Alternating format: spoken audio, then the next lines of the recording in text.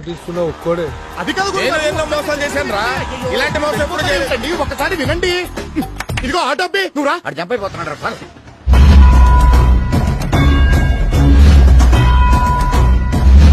ఒక ఆడపిల్ల నోరు తెరిచి నిన్ను తప్ప ఎవరిని చేసుకోను ముర్రో నువ్వు కాదంటే నూతులో దూకుతాను అంటోంది.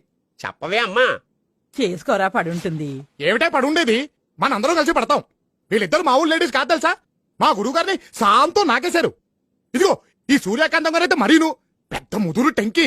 మీ గురుగారేం లేత కాదు బాబు, ఆయన ముదిరే. వీడేంట్రా ఎంతమందిని వేసుకొస్తున్నాడు? అబ్బా బామా ఇక చెప్పక తప్పడం లేదే. ఇదిగో ఈ చంద్రకళని మా గురువుగారు ప్రేమించారు. అమ్మ బట్టోయ్. ఏమిటో చెప్పేది? నిజమే. మన పట్టాచారా? అవునే బామా వాడే. ఏడ్చాడు వెధవ.